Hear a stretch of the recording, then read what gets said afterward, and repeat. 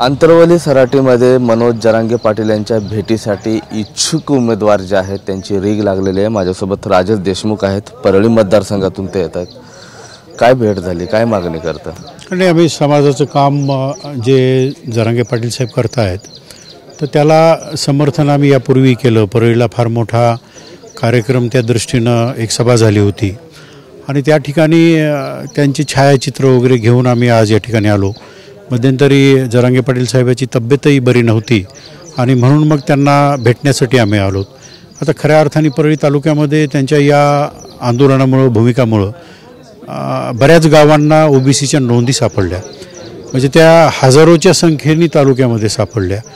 त्याचं ऋण म्हणून एक आम्ही आता आमचे मित्र आहेत प्रकाश वानखेडे यांच्या गावामध्ये अनेक नोंदी जरांगे पाटील साहेबांच्या प्रयत्नामुळं सापडल्या आणि या लोकांना व्हॅलिडिटी सहित आज ओबीसीचं सर्टिफिकेट मिळाले।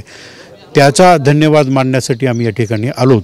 आणि तुम्ही चर्चा करत होता आत्ता की परळी विधानसभेसाठी मी इच्छुक आहे, तशा पद्धतीनं प्रपोजल पण दिलं। नाही, प्रश्न असा आहे की दादांनी ते विचारलं की बाबा तिथं काय संख्या आहे काय नाही, त्याची चौकशी त्यांनी केली।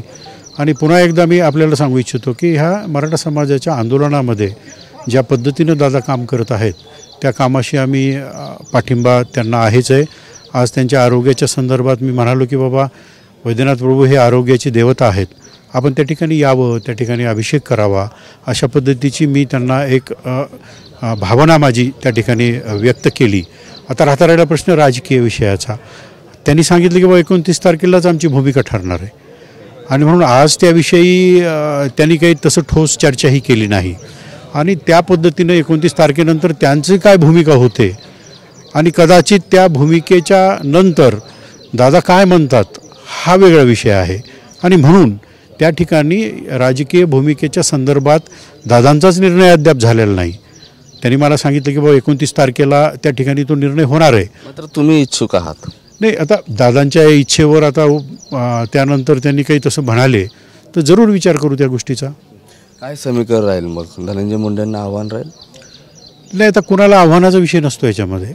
राजकारणामध्ये तुम्ही काम करत असताना त्या ठिकाणी लोकांना पर्याय देणे, कोणाचा विरोध करणे यासाठी राजकारण आम्ही कधीच आयुष्यात केलं नाही आणि म्हणून राजकारण हे समाजकारण समजून आम्ही अनेक वर्षापासून तिथं कार्यरत आहोत।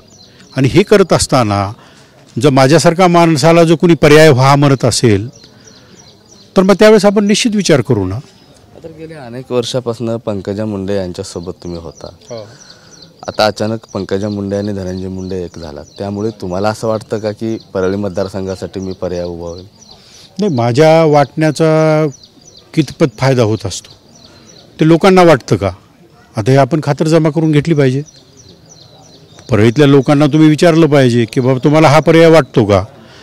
आता मी काही म्हणलो तर ते उचित नाही होणार ना। तर लोकांनी हे केलं पाहिजे आणि आज मी पंकजाताईंच्या सोबतच आहे ना। आज इथं आलो तर मी माझ्या समाजाच्या वतीनं ज्या पद्धतीनं दादा काम करतायत आणि त्यांच्या तब्येतीची विचारपूस करणे, त्यांना बाबा आरोग्य देवता म्हणून वैद्यनाथ आहे त्याच्या दर्शनाला या म्हणणे, परळीच्या त्या कार्यक्रमाच्या छायाचित्राचं एक फ्रेम करून त्यांना देणे, इतका उद्देश आहे। देशमुख साहेब, तुमचं सामाजिक कामही चांगलंच आहे आणि तुम्ही मंदिराच्या ट्रस्टी आहेत, याचा फायदा तुम्हाला होईल येत्या आगामी निवडणुकीमध्ये, विधानसभेमध्ये? काय असं कसं असतं की देवाचं काम हे कधी फायद्यासाठी केलं नाही किंवा त्याची कधी ओहापोह केली नाही मी। ती देवाची सेवा हे या कानाची त्या कानाला सांगितली नाही पाहिजे, परंतु सामाजिक काम करत असताना अनेक क्षेत्रामध्ये मी काम केलं। मग मी नगरपालिका विरोधी पक्षनेता म्हणून 5 वर्ष होतो। मी सामूहिक विवाह सोहळ्यांचे जिल्ह्याचा अध्यक्ष मला चॅरिटी कमिशनर ऑफिसने केलं होतं, त्याच्यामध्ये 111 सर्वधर्मीय त्या ठिकाणी आपण विवाह सोहळे केले। समाजामध्ये फिरत असताना शेतकऱ्यांनासुद्धा मदत करण्याचं काम केलं, अनेक असे पूरग्रस्त परिस्थितीमध्ये कॅम्प चालवले, अशा खूप गोष्टी गेल्या 20-25 वर्षात मी केलेल्या आहेत। जर जरांगे पाटलांनी 29 तारखेला जर तुम्हाला उमेदवारी ठरवलीच, विजय कसा राहील?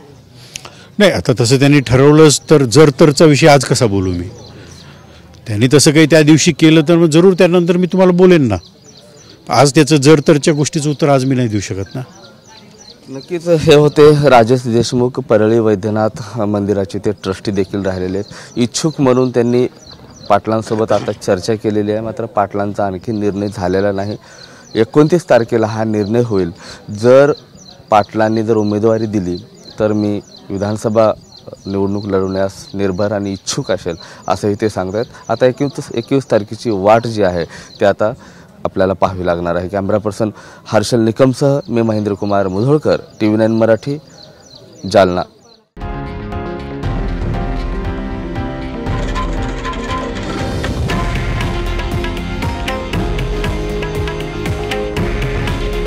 हे आहे देशातील नंबर 1 न्यूज नेटवर्क आणि आपण पाहत आहात TV9 मराठी. काळजी तुमची, हित महाराष्ट्राचं.